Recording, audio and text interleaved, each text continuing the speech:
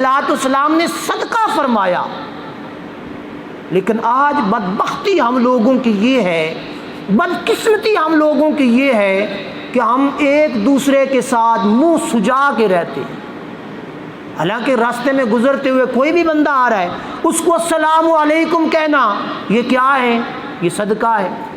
और उसकी तरफ मुस्कुरा कर देखना ये क्या है? सदका। रास्ते के अंदर कोई पत्थर पड़ा हुआ है, कांटा पड़ा हुआ है, उसको हटा देना ये क्या होगा? सदका होगा। तो हम लोग रोड़े अटकाते हैं, हटाते नहीं। अपने अपने गिरबान के अंदर झांक कर देखें, हर कोई दूसरे के रास्ते में रोड़े अटकाने वाला होगा, रोड़े हटाने वाले कम लोग मिलेंगे। और यही वजह है कि हमारे अंदर नफ़रतें, अदावतें, कुदूरतें वो भरी पड़ी हैं।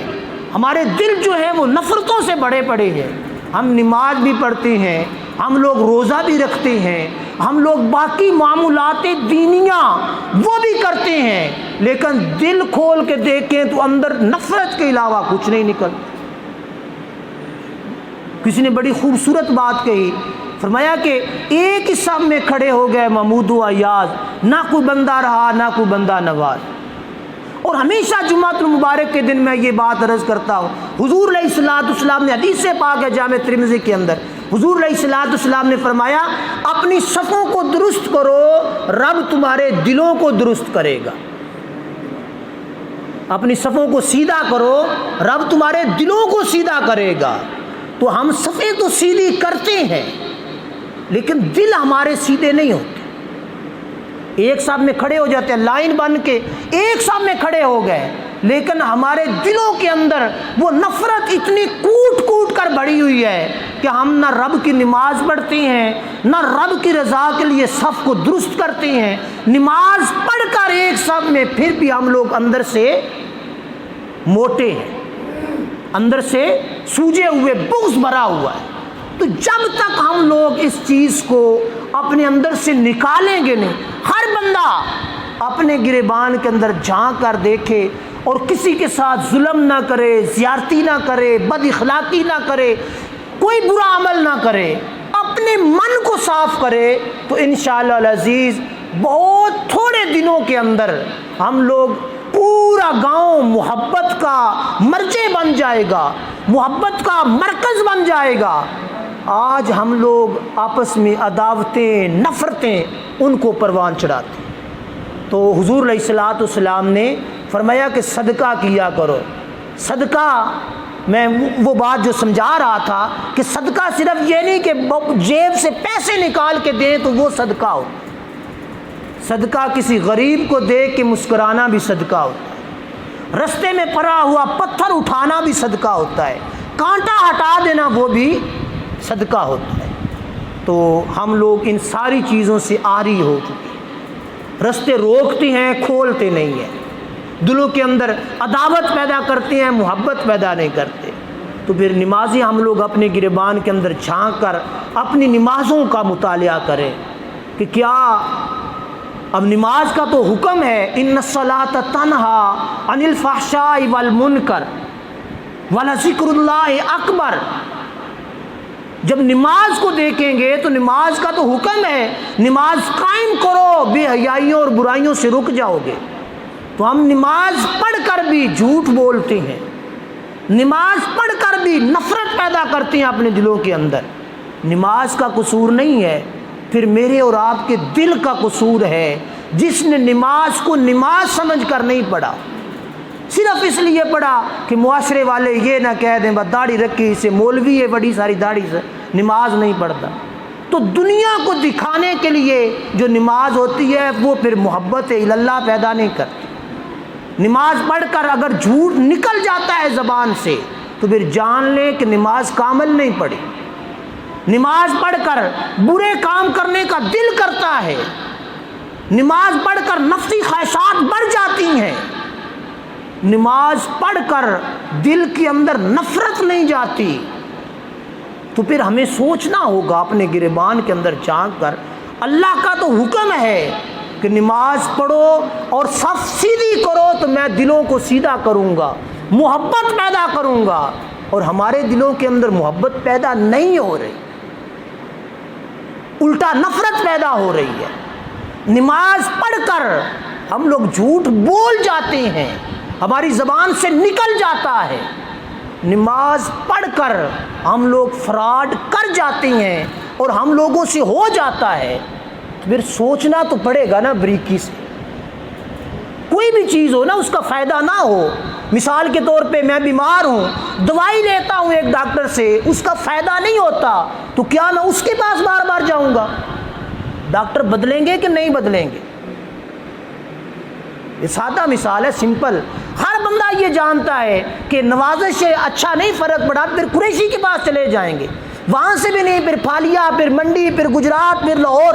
کرتے ہیں کہ نہیں کرتے؟ کیوں؟ کہ یار فائدہ نہیں ہو رہا۔ تو نماز ہم ہر روز پڑھتے ہیں، جھوٹ بھی بول جاتے ہیں، دلوں کے اندر نفرت بھی آ جاتی ہے، عداوت بھی آ جاتی ہے، صدقہ کرتی ہیں پھر بھی ہم لوگ سخی نہیں بن پائے، زکوٰۃ دیتی ہیں مال کے اندر برکت نہیں بن پائی۔ تو پھر ہمیں سوچنا پڑے گا یار نماز ہم لوگ پڑھتے ہیں، کیا نماز کے اندر کوئی غلطی تو نہیں رہ جاتی؟ نماز کے اندر کوئی کجی کمزوری تو نہیں رہ جاتی؟ یا ہم لوگ چھوڑ تو نہیں دیتے؟ تو جب بندہ اپنے دل سے نماز پڑھے گا، اور نماز کا فلسفہ کتنا یار خوبصورت فلسفہ ہے۔ ہم لوگ نماز کے لیے آتی ہیں اور نیت کرتی ہیں، 2 رکعت نماز جمعہ، منہ طرف خانہ کعبہ شریف دے، پیچھے سے امام دی، اللہ اکبر۔ اب اس کا شریعت اسلامیہ میں حکم یہ ہے، حضور علیہ الصلوۃ والسلام نے بیان فرمایا کہ جب ہاتھوں کو اٹھاؤ تو ہاتھ کی انگلیاں کھلی رکھو، آنج نہ رکھو۔ اس کا تصور یہ دیا جاتا ہے، دین اسلام ہمیں سمجھاتا ہے۔ اللہ اکبر کہا تو اس کا ترجمہ کیا ہوتا ہے؟ مالک تو سب سے بڑا ہے۔ اس کا یہی ترجمہ ہے کہ کوئی اور ہے؟ اللہ اکبر کا کیا مطلب ہے؟ اللہ سب سے بڑا ہے، سب خزانوں کا، سب جائیدادوں کا، سب بادشاہوں کا بادشاہ ہے۔ تو یہی ترجمہ اس کا ہوتا ہے، تو خالق ہے، تو مالک ہے، تو رازق ہے۔ اور ہاتھ اوپر کر دیے، باری تعالیٰ یہ خالی ہاتھ ہے میرے، میں جو کچھ بھی ہوں میں نے اپنا تن من دھن سب کچھ تیرے سپرد کر دیا۔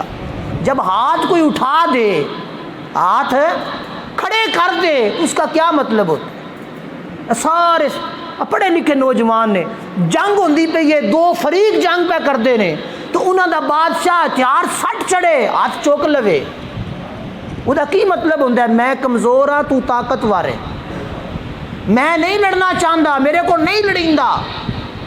تو جب اللہ کی بارگاہ میں ہاتھ اٹھائے، میں نے بھی اور آپ نے بھی، اور اللہ اکبر کہا بھی، تو طاقتور ہے مالک، میں کمزور ہوں، تو بادشاہ ہے، میں چھوٹا ہوں، تو خالق ہے، رزق دینے والا، زندگی دینے والا، بادشاہی دینے والا، سارا کچھ تو عطا کرنے والا ہے، میں تو عاجز بے نیاز، میں تو ہر چیز کے اندر کم تر اور کمزور تر ہوں، تو طاقتوں والا ہے۔ اس کا یہی مطلب ہے اللہ اکبر کا، یہ سادہ الفاظ میں نے سمجھائے۔